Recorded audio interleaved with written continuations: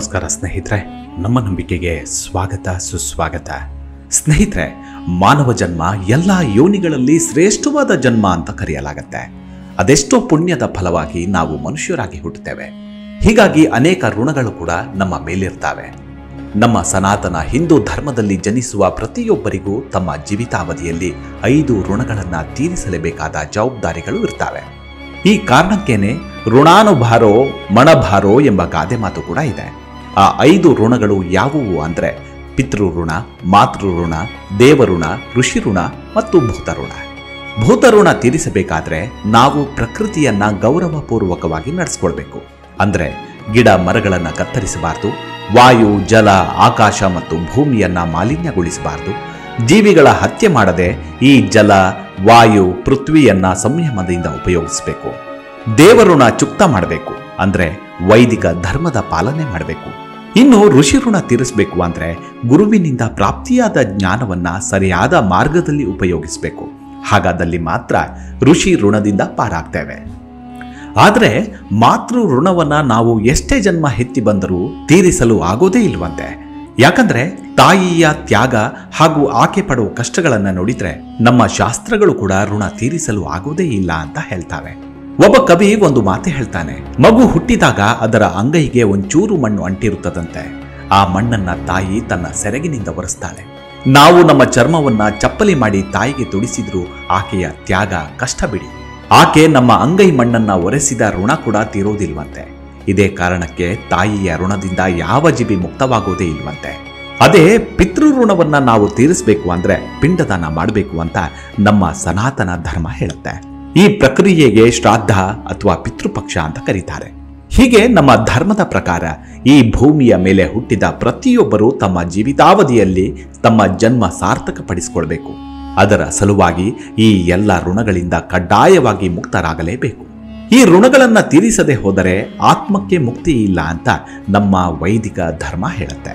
ಯಾಕಂದ್ರೆ ನಮ್ಮ ಧರ್ಮದಲ್ಲಿ ಹುಟ್ಟಿದವರು ಯಾರು ಕೇವಲ ಸ್ವಾರ್ಥಿಗಳಾಗಿರದೆ ಪರೋಪಕಾರಾಯ ಇದಂ ಶರೀರಂ ಎನ್ನುವಂತೆ, ಕೆರೆಯ ನೀರನ್ನ ಕೆರೆಗೆ ಚೆಲ್ಲಿ ಎನ್ನುವಂತೆ, ತನಗೆ ಜನ್ಮ ನೀಡಿದ ತಾಯಿ ತಂದೆ ಉಸಿರಾಡಲು ಅವಕಾಶ ಕೊಟ್ಟ ಸುತ್ತಮುತ್ತಲಿನ ಪರಿಸರ, ನಮ್ಮ ಏಳಿಗೆಗೆ ಕಾರಣರಾದ ಗುರುಗಳು ಮತ್ತು ತನ್ನ ಸುತ್ತಮುತ್ತಲಿನ ಜೀವಿಗಳಿಗೆ ಸಾಧ್ಯವಾದಷ್ಟು ಉಪಕಾರವನ್ನ ಮಾಡಲೇಬೇಕೆಂದು ನಮ್ಮ ಸನಾತನ ಧರ್ಮ ಹೇಳುತ್ತೆ. ಇಂತಹ ಶ್ರೀಮಂತ ಧರ್ಮದಲ್ಲಿ ಜನ್ಮ ಪಡೆದದ್ದಕ್ಕಾಗಿ ನಾವೆಲ್ಲರೂ ಹೆಮ್ಮೆ ಪಡಲೇಬೇಕಲ್ವಾ? ಇರ್ಲಿ, ಹಾಗಾದ್ರೆ ಈ ಪಿತೃಪಕ್ಷ ಅಂದ್ರೇನು? ಶ್ರಾದ್ದ ಮಾಡೋದು ಹೇಗೆ? ಅಷ್ಟಕ್ಕೂ ಈ ಪಿತೃಪಕ್ಷ ಶುರುವಾಗಿದ್ದು ಹೇಗೆ ಅಂತ ಈ ವಿಡಿಯೋದಲ್ಲಿ ನೋಡೋಣ. ಅದಕ್ಕೂ ಮುನ್ನ ನಮ್ಮ ನಂಬಿಕೆಗೆ ನಿಮ್ಮ ಬೆಂಬಲವಿರಲಿ. ಸ್ನೇಹಿತರೆ, ಪ್ರತಿ ವರ್ಷ ಈ ಪಿತೃಪಕ್ಷ ಭಾದ್ರಪದ ಮಾಸದ ಹುಣ್ಣಿಮೆಯ ದಿನದಂದು ಆರಂಭವಾಗುತ್ತೆ. ಹುಣ್ಣಿಮೆಯ ದಿನದಂದು ಆರಂಭವಾಗಿ ಮಹಾಲಯ ಅಮಾವಾಸ್ಯೆಯದೊಂದಿಗೆ ಅಂತ್ಯಗೊಳ್ಳುತ್ತೆ. ಇದನ್ನ ಸರ್ವ ಪಿತೃ ಅಮಾವಾಸ್ಯೆ ಅಂತಲೂ ಕರೀತಾರೆ. ಅಲ್ಲದೆ ಈ ಮಹಾಲಯ ಅಮಾವಾಸ್ಯೆಯನ್ನ ಉಳಿದ ಅಮಾವಾಸ್ಯೆಗಳಿಗಿಂತ ವಿಶೇಷವಾಗಿ ಆಚರಿಸಲಾಗುತ್ತೆ. ಈ ಬಾರಿ ನಾವು ಇವತ್ತಿನಿಂದ ಅಂದ್ರೆ ಸೆಪ್ಟೆಂಬರ್ 17ರಿಂದ ಅಕ್ಟೋಬರ್ 2ರ ಬುಧವಾರದಂದು ಕೊನೆಗೊಳ್ಳುತ್ತೆ. ಪಿತೃಪಕ್ಷ ಅಂದ್ರೆ ಪೂರ್ವಜರು, ಇನ್ನು ಪಕ್ಷ ಅಂದ್ರೆ 15 ದಿನಗಳು. ಕೃಷ್ಣ ಪಕ್ಷ ಮತ್ತು ಶುಕ್ಲ ಪಕ್ಷ ನಿಮಗೆ ಗೊತ್ತೇ ಇದೆ. ಅದೇ ರೀತಿ ಈ 15 ದಿನಗಳನ್ನ ನಮ್ಮ ಪೂರ್ವಜರನ್ನ ನೆನಪಿಸಿಕೊಳ್ಳಲು, ಅವರಿಗೆ ಪಿಂಡ ಪ್ರದಾನ ಮಾಡಲು ಮೀಸಲಿಡಲಾಗಿದೆ. ಈ 15 ದಿನಗಳು ನಮ್ಮ ಪೂರ್ವಿಕರಿಗೆ ಕೃತಜ್ಞತೆ ಅರ್ಪಿಸುವ ದಿನಗಳಾಗಿವೆ. ಈ ದಿನಗಳಲ್ಲಿ ನಾವು ಮಾಡುವ ದಾನ, ಯಜ್ಞ, ತಪಸ್ಸಿನಿಂದ ನೇರವಾಗಿ ನಮ್ಮ ಪೂರ್ವಿಕರಿಗೆ ಮುಕ್ತಿ ಸಿಗುತ್ತೆ. ನಮ್ಮ ಶ್ರಾದ್ದ ಕ್ರಿಯೆಗಳಿಂದ ಪ್ರಸನ್ನರಾಗುವ ಪೂರ್ವಜರು ತಮ್ಮ ಸಂತಾನಗಳಿಗೆ ಸುಖ, ಸಮೃದ್ಧಿ ಮತ್ತು ಆಶೀರ್ವಾದ ಮಾಡ್ತಾರೆ. ಇವತ್ತು ಬೆಳಗ್ಗೆ 11:44 ಪೂರ್ಣಿಮಾ ತಿಥಿ ಆರಂಭಗೊಳ್ತಿದೆ. ಇದನ್ನ ಶ್ರಾದ್ದ ಪೂರ್ಣಿಮಾ ಅಂತ ಕರೀತಾರೆ. ಈ ದಿನ ಸಾಮಾನ್ಯವಾಗಿ ಮನುಷ್ಯರ ಶ್ರಾದ್ದ ಮಾಡೋದಿಲ್ಲ. ಈ ದಿನ ಋಷಿಗಳಿಗೆ ಪಿಂಡ ಪ್ರದಾನ ಮಾಡಲಾಗ್ತದೆ. ಹೀಗಾಗಿ ನಾಳೆ ಅಂದ್ರೆ 18ನೇ ಸೆಪ್ಟೆಂಬರ್ನಿಂದ ಪಿತೃಪಕ್ಷ ಅಧಿಕೃತವಾಗಿ ಆರಂಭವಾಗುತ್ತೆ. ಇವತ್ತು ರಾತ್ರಿ 8:06 ಪೂರ್ಣಿಮಾ ತಿಥಿ ಇದ್ದು ಬಳಿಕ ಪ್ರತಿಪದ ತಿಥಿ ಆರಂಭಗೊಳ್ಳುತ್ತೆ. ಹೀಗಾಗಿಯೇ ಈ ದಿನವನ್ನ ಪೂರ್ಣಿಮೆಯ ದಿನ ಅಥವಾ ಹುಣ್ಣಿಮೆಯ ದಿನವನ್ನಾಗಿ ಆಚರಿಸ್ತಾರೆ. ನಂಬಿಕೆಗಳ ಪ್ರಕಾರ ನಮ್ಮ 3 ತಲೆಮಾರು ಹಿಂದಿನ ಪೂರ್ವಜರು ಈ ಸಮಯದಲ್ಲಿ ನಮ್ಮೊಂದಿಗೆ ಸಂಪರ್ಕ ಹೊಂದುತ್ತಾರಂತೆ. ಅಷ್ಟಕ್ಕೂ ಈ ಪಿತೃಪಕ್ಷ ಆರಂಭವಾಗಿದ್ದಕ್ಕೆ ಒಂದು ವಿಶೇಷ ಕಥೆ ಇದೆ. ಮಹಾಭಾರತದ ಯುದ್ಧದಲ್ಲಿ ಕರ್ಣ ಮರಣ ಹೊಂದಿದಾಗ ಅವನ ಆತ್ಮ ಸ್ವರ್ಗ ತಲುಪುತ್ತೆ. ಈ ವೇಳೆ ಅವನಿಗೆ ಊಟದ ಬದಲು ಚಿನ್ನ ಮತ್ತು ಆಭರಣಗಳನ್ನು ನೀಡಲಾಗುತ್ತೆ. ದೇವತೆಗಳ ರಾಜ ಇಂದ್ರನಿಗೆ ಕರ್ಣ, ಇದೇನು ನನಗೆ ತಿನ್ನುವುದಕ್ಕೆ ಚಿನ್ನ ಯಾಕೆ ಕೊಡ್ತಿದ್ದೀರಿ, ಆಹಾರ ಕೊಡಿ ಅಂತ ಅಲವತ್ತುಕೊಳ್ತಾನೆ. ಆಗ ಯಮರಾಜ ಈ ಕರ್ಣನಿಗೆ ತನ್ನ ಹಿಂದಿನ ಕಥೆಯನ್ನ ಹೇಳ್ತಾನೆ. ಕರ್ಣ ಹೇಳಿ ಕೇಳಿ ದಾನಶೂರ. ತಾನು ಬದುಕಿದಷ್ಟು ದಿನ ಕೇಳಿದವರಿಗೆ ಕೇಳಿದೆಲ್ಲವನ್ನೂ ದಾನ ಮಾಡ್ತಿದ್ದ. ಆದರೆ ಅಗಲಿದ ತನ್ನ ಪೂರ್ವಜರಿಗೆ ಯಾವುದೇ ಅನ್ನ ಆಹಾರ ನೀಡಿರಲಿಲ್ಲ. ಇದೇ ಕಾರಣಕ್ಕೆ ನಿನಗೆ ಆಹಾರದ ಬದಲಾಗಿ ಚಿನ್ನ ಆಭರಣ ಕೊಡ್ತಿದ್ದಾರೆ ಅಂತ ಹೇಳ್ತಾನೆ. ಆದ್ರೆ ಇದಕ್ಕೆ ಉತ್ತರ ಕೊಟ್ಟ ಕರ್ಣ, ನನ್ನ ಪೂರ್ವಜರು ಯಾರು ಅಂತ ನನಗೆ ಗೊತ್ತಿರಲಿಲ್ಲ, ಹೀಗಾಗಿಯೇ ನಾನು ಪಿಂಡ ಪ್ರದಾನ ಮಾಡಲಿಲ್ಲ ಅಂತ ಹೇಳ್ತಾನೆ. ಹೀಗಾಗಿ ಈ ದೋಷವನ್ನ ಸರಿಪಡಿಸಿಕೊಳ್ಳಲು ಯಮರಾಜನು ಈ ಕರ್ಣನನ್ನ ಮತ್ತೊಮ್ಮೆ ಭೂಲೋಕಕ್ಕೆ ಕಳಿಸ್ತಾನೆ. ಆಗ ಕರ್ಣ ಇದೇ ಅವಧಿಯಲ್ಲಿ 15 ದಿನಗಳ ಕಾಲ ಜೀವಂತವಾಗಿ ಭೂಮಿಗೆ ಬರ್ತಾನೆ. ಹಾಗೆ ಬಂದವನು ಹಸಿದವರಿಗೆ ಅನ್ನ ಹಾಗೂ ತನ್ನ ಪೂರ್ವಜರಿಗೆ ಪಿಂಡ ಪ್ರದಾನ ಮಾಡ್ತಾನೆ. ಬಳಿಕ ಸ್ವರ್ಗಕ್ಕೆ ವಾಪಸ್ ಹೋಗ್ತಾನೆ. ಇದೇ 15 ದಿನಗಳನ್ನ ಪಿತೃಪಕ್ಷ ಅಂತ ಕರೆಯಲಾಗತ್ತೆ. ಅವತ್ತಿನಿಂದಲೇ ಈ ಆಚರಣೆ ಜಾರಿಗೆ ಬಂತು ಅಂತಲೂ ಹೇಳ್ತಾರೆ. ಆದರೆ ಮಹಾಭಾರತಕ್ಕೂ ಮೊದಲು ನಮ್ಮ ಅನೇಕ ಪುರಾಣಗಳಲ್ಲೂ ಈ ಬಗ್ಗೆ ಉಲ್ಲೇಖ ಸಿಗ್ತಾವೆ. ಗರುಡ ಪುರಾಣದಲ್ಲಿ ಭೀಷ್ಮ ಪಿತಾಮಹ ಯುಧಿಷ್ಠಿರನ ಸಂಭಾಷಣೆ ಇದೆ. ಮಹಾಭಾರತದ ಅವಧಿಯಲ್ಲಿ ಭೀಷ್ಮ ಪಿತಾಮಹನು ಯುಧಿಷ್ಠಿರನಿಗೆ ಶ್ರಾದ್ದದ ಬಗ್ಗೆ ಮತ್ತು ಪಿತೃಪಕ್ಷದಲ್ಲಿ ಅದರ ಪ್ರಾಮುಖ್ಯತೆಯ ಬಗ್ಗೆ ತಿಳಿಸಿದ್ದರ ಬಗ್ಗೆ ನಮಗೆ ಸ್ಪಷ್ಟವಾದ ಉಲ್ಲೇಖ ಸಿಗ್ತವೆ. ರಾಮಾಯಣ ಕಾಲದಲ್ಲಿ ವನವಾಸದಲ್ಲಿದ್ದ ಶ್ರೀರಾಮನು ತಂದೆಯ ಸಾವಿನ ಸುದ್ದಿಯ ಬಳಿಕ ಶ್ರಾದ್ದ ಕ್ರಿಯೆ ಮಾಡಿಸಿದ್ದ. ಮಹಾಭಾರತದ ಶ್ರೀಕೃಷ್ಣ ಕೂಡ ತನ್ನ ಪೂರ್ವಜರಿಗೆ ಪಿಂಡ ಪ್ರದಾನ ಮಾಡಿದ್ದ. ಸನಾತನ ಧರ್ಮದ ಪ್ರಕಾರ ನಮ್ಮ ಪೂರ್ವಿಕರು ಅಂದ್ರೆ ಯಾರು ದೇಹವನ್ನ ತ್ಯಜಿಸಿ ಹೋಗುತ್ತಾರೋ ಅವರ ಆತ್ಮತೃಪ್ತಿಗಾಗಿ ಶ್ರದ್ಧೆಯಿಂದ ತರ್ಪಣ ಬಿಡುತ್ತೇವೋ ಅದನ್ನ ಶ್ರಾದ್ದ ಅಂತ ಕರೀತಾರೆ. ಪಿತೃಪಕ್ಷದ ದಿನ ಪೂರ್ವಜರಿಗೆ ಶ್ರಾದ್ದವನ್ನ ಮಾಡಲು ಪ್ರಮುಖ ದಿನವೆಂದು ಪರಿಗಣಿಸಲಾಗಿದೆ. ಪಿತೃಪಕ್ಷದ ದಿನದಂದು ಪೂರ್ವಜರು ಭೂಮಿಗೆ ಬರ್ತಾರೆ ಎಂದು ನಂಬಲಾಗಿದೆ. ಯಮರಾಜ ಕರ್ಣನಿಗೆ ಅವಕಾಶ ಕೊಟ್ಟಂತೆ ಎಲ್ಲ ಆತ್ಮಗಳಿಗೆ ಈ ಪಿತೃಪಕ್ಷದ ಅವಧಿಯಲ್ಲಿ ಮುಕ್ತಿಯನ್ನ ಕರುಣಿಸುತ್ತಾನಂತೆ. ಆ ಸಮಯದಲ್ಲಿ ಆ ಆತ್ಮಗಳು ತಮ್ಮ ಪರಿವಾರದೊಂದಿಗೆ ಬೆಸೆದುಕೊಂಡು ತರ್ಪಣ ಪಡೆದು ಬರಲಿ ಅಂತ ಅವಕಾಶ ಕೊಡ್ತಾನಂತೆ. ಮರಣ ಹೊಂದಿದ ಯಾವುದೇ ಕುಟುಂಬದ ಸದಸ್ಯನಿರಲಿ, ಅವರು ವಿವಾಹಿತರೇ ಆಗಿರಲಿ ಅವಿವಾಹಿತರೇ ಆಗಿರಲಿ, ಮಗುವಾಗಿರಲಿ ಹಿರಿಯರಾಗಿರಲಿ, ಗಂಡಾಗಿರಲಿ ಅಥವಾ ಹೆಣ್ಣಾಗಿರಲಿ, ಅವರ ಮರಣವಾಗಿದ್ರೆ ಅವರನ್ನ ಪಿತೃ ಅಂತ ಕರೆಯಲಾಗತ್ತೆ. ಅವರ ಆತ್ಮದ ಶಾಂತಿಗಾಗಿ ತರ್ಪಣ ಬಿಡಲಾಗತ್ತೆ. ಯಾಕಂದ್ರೆ ನಮ್ಮ ಪೂರ್ವಿಕರ ಪ್ರಸನ್ನತೆಯಿಂದ ಮನೆಯಲ್ಲಿ ಶಾಂತಿ ಮತ್ತು ನೆಮ್ಮದಿ ನೆಲೆಸುತ್ತೆ ಅಂತ ನಂಬಲಾಗಿದೆ. ಪಿತೃಪಕ್ಷದಲ್ಲಿ ನಮ್ಮ ಪೂರ್ವಜರ ಸ್ಮರಣೆ ಮತ್ತು ಪೂಜೆ ಮಾಡೋದ್ರಿಂದ ಅವರ ಆತ್ಮಕ್ಕೂ ಶಾಂತಿ ಸಿಕ್ಕು ನಮಗೂ ಸುಖ ಶಾಂತಿ ಪ್ರಾಪ್ತವಾಗತ್ತೆ. ಇನ್ನು ಪೂರ್ವಜರು ಮರಣ ಹೊಂದಿದ ತಿಥಿಯ ದಿನ ಶ್ರಾದ್ದವನ್ನ ಮಾಡಲಾಗತ್ತೆ. ಅಕಸ್ಮಾತ್ ನಿಮ್ಮ ಪೂರ್ವಿಕರ ಮೃತ್ಯು ತಿಥಿ ನಿಮಗೆ ಗೊತ್ತಿಲ್ಲದಿದ್ರೆ ಅವರ ಅಂತಿಮ ದಿನ ಅಂದ್ರೆ ಮಹಾಲಯ ಅಮಾವಾಸ್ಯೆಯ ದಿನ ಪಿಂಡ ಪ್ರದಾನ ಮಾಡಬಹುದು. ಹೀಗಾಗಿಯೇ ಅದನ್ನ ಸರ್ವಪಿತೃ ಅಮಾವಾಸ್ಯೆ ಅಂತಲೂ ಕರೀತಾರೆ. ಒಂದು ವೇಳೆ ನಿಮ್ಮ ಪೂರ್ವಜರು ಏಕಾದಶಿಯ ದಿನ ಮೃತ್ಯು ಹೊಂದಿದ್ರೆ ಆ ದಿನ ತರ್ಪಣ ಬಿಡಬಾರದು. ಬೇಕಾದ್ರೆ ದ್ವಾದಶಿಯ ದಿನ ಶ್ರಾದ್ದ ಕಾರ್ಯ ಮಾಡಬಹುದು. ಪುರಾಣಗಳ ಪ್ರಕಾರ ತನ್ನ ತಂದೆಯ ಶ್ರಾದ್ದ ಕಾರ್ಯ ಮಾಡುವವನು ಅವನ ಮಗನಾಗಿರ್ತಾನೆ. ಬ್ರಹ್ಮ ವೈವರ್ತ ಪುರಾಣವು ಪೂರ್ವಜರ ಆತ್ಮವನ್ನ ತೃಪ್ತಪಡಿಸಲು ಹಿರಿಯ ಮಗ ತನ್ನ ತಂದೆ ಮತ್ತು ಅವನ ವಂಶಸ್ಥರಿಗೆ ಶ್ರಾದ್ದ ಮತ್ತು ತರ್ಪಣವನ್ನ ಬಿಡಬೇಕು ಎಂದು ವಿವರಿಸುತ್ತೆ.